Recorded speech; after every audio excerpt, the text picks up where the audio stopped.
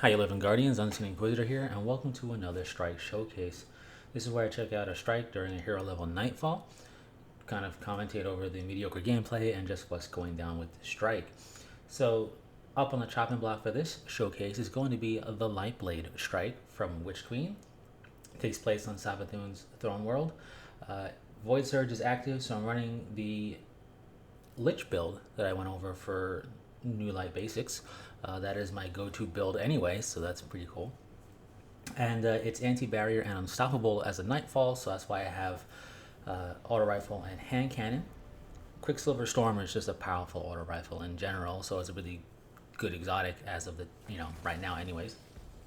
So the story behind this strike, as Finch talks, is that this was also a mission during the Witch Queen campaign.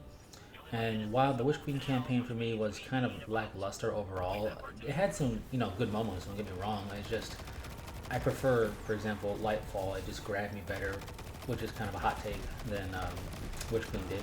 But in any case, this was a fun mission/strike.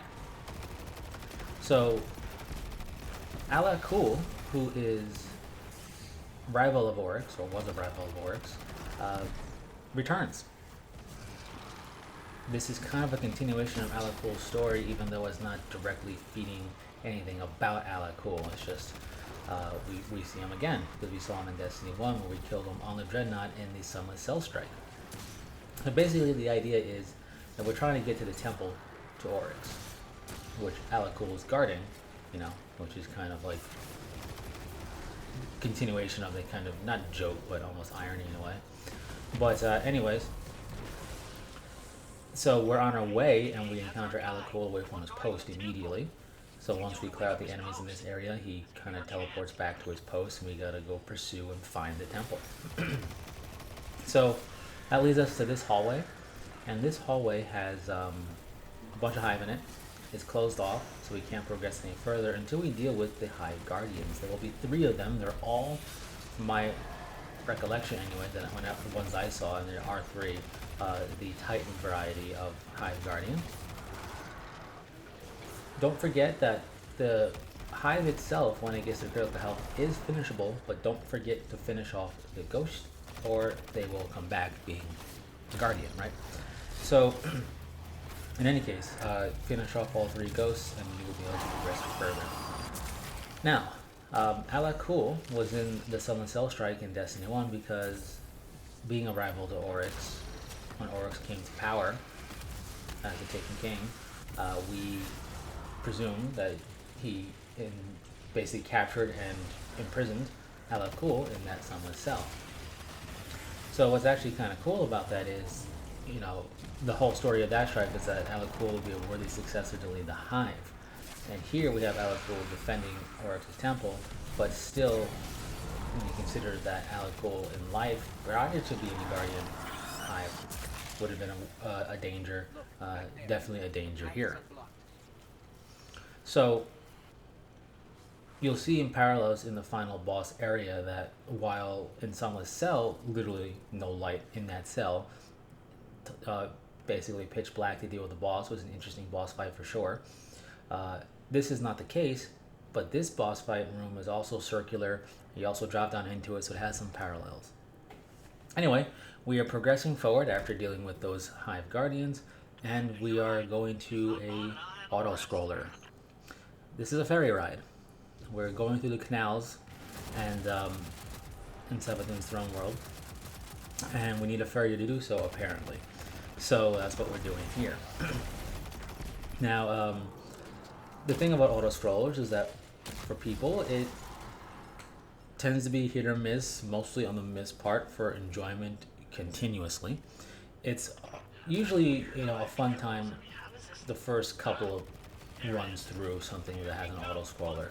But then, being an auto-scroller, it kind of overstays its welcome only because you're competent with the situation and you want to just progress faster, and you can't because you're limited by the speed, in this case of the ferry.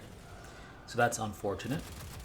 But we will be reaching a Hive barrier that we have to dispel, and we do that by killing more Hive Guardians and then getting this energy core thing to dunk. There'll be two of them, one on each side. You dunk both, the barrier is dispelled, and we'll see that in action here. So, apparently, supposedly, I don't know how true this is what I've heard, kind of whispers on the internet, is that Strand was thought to be something to debut with Witch Queen originally, but due to whatever reasons that was delayed and didn't happen. If that is true at all, I think this section of the strike kind of shows what what they had to do to kind of address that. And I say that because the ferry is kind of slow. The area is rife with platforms and stuff to jump off of and jump around and jump to.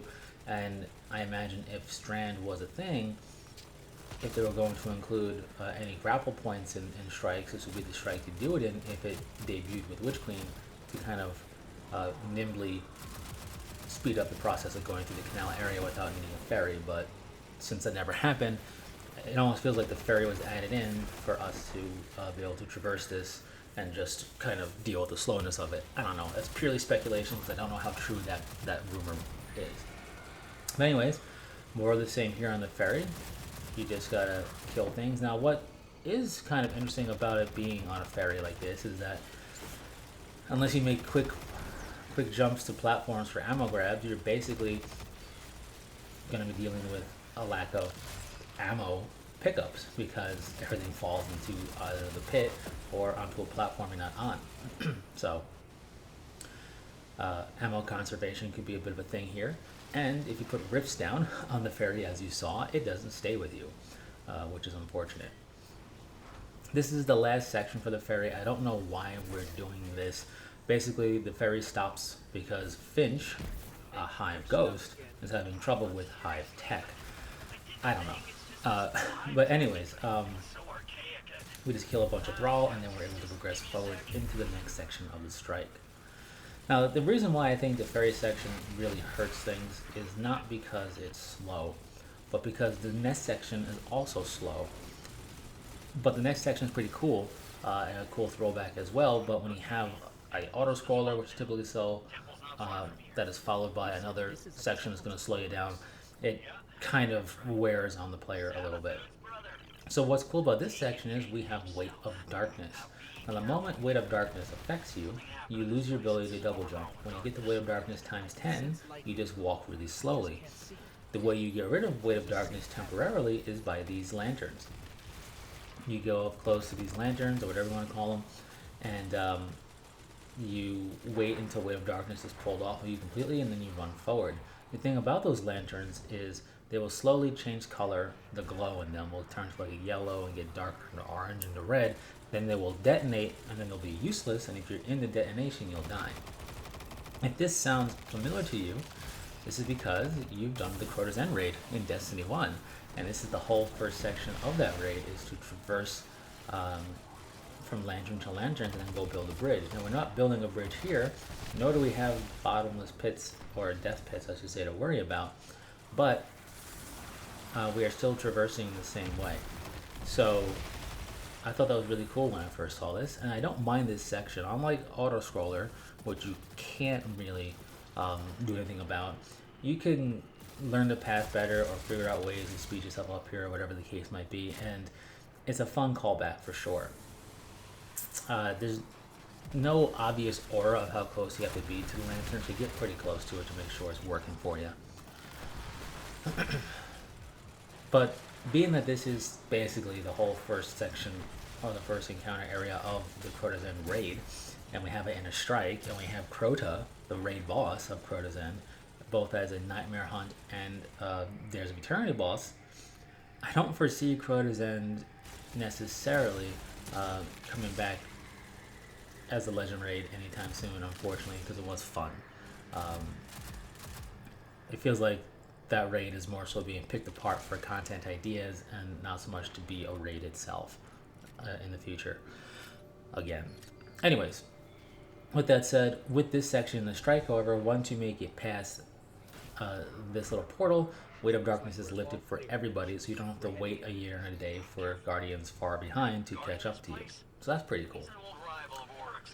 And just like that, we are near the end of this strike in terms of getting to the boss room.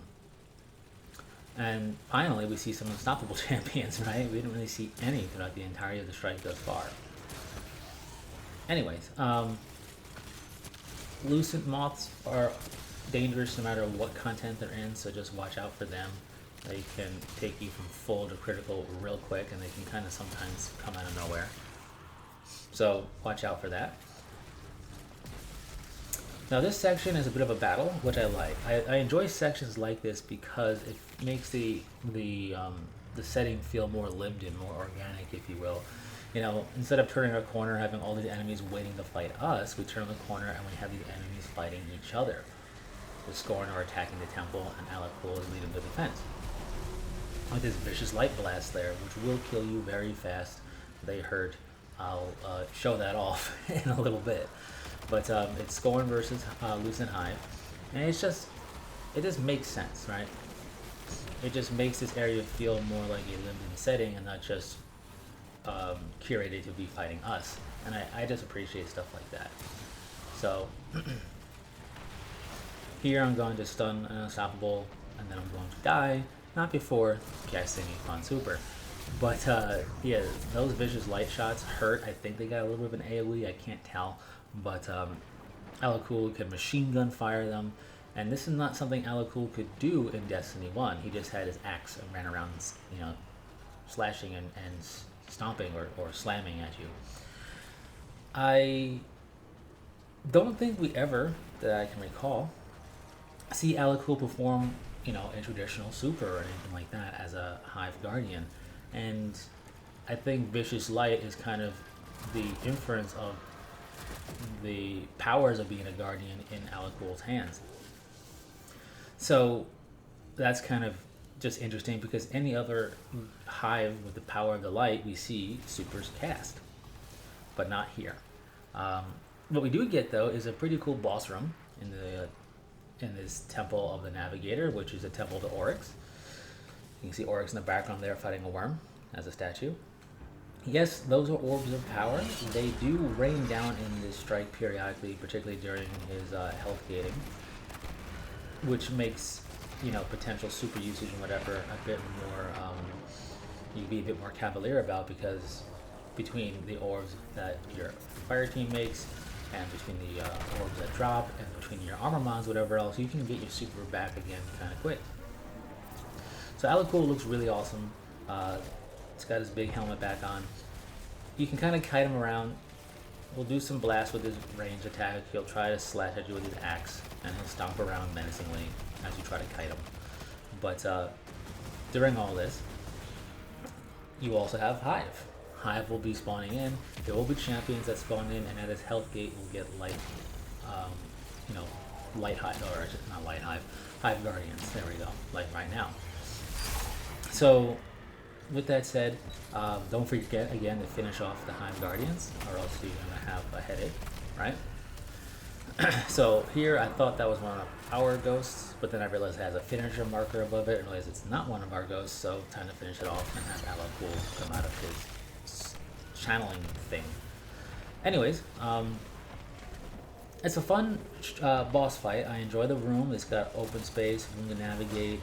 It's got a boss that isn't just standing in one spot, right, or slowly meandering around, but a boss that will pursue you as well, which is I enjoy anyway.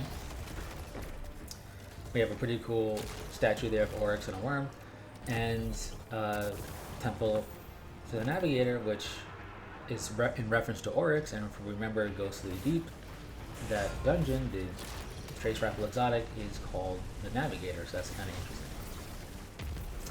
Anyways, with that said, more Lucent Moths, very dangerous. Barrier champions during the boss fight, and we're gonna have, you know, Hive Guardians again soon. I think the vicious light shots don't do as, I mean, they hurt bad here, but it just seems like either they don't do as much damage or they're not rapid fire nearly as much, so you have a chance to actually recover from being hit by them, which is nice. But here we see no helmet on Alak-Hul. Alak-Hul is a bit more berserker-ish without the helmet. Same thing from Destiny 1. So his pursuit of you and overall speed and aggression is a little heightened in this state. So yeah, definitely a fun boss fight. I like the callback to Destiny 1. It was unexpected when first seen. Then, you know, it just never really expected to have a Destiny 1 boss again after Tanix became a raid boss. But anyway, Alak-Hul is approaching the end, but we don't finish him off, right? We do kill Alak-Hul, but his ghost gets away. It's specifically stated in the mission, but we don't see his ghost here. In fact, his ghost, you get a brief vision of the ghost and then it disappears. So Alak-Hul could make a return, which I think is pretty neat. In any case, share your thoughts on the Lightblade strike. Definitely a fun strike. One of the positives for sure from the whole Witch Queen campaign situation. Share your thoughts. Don't forget to commend your fellow Guardians. And until next time, stay frosty.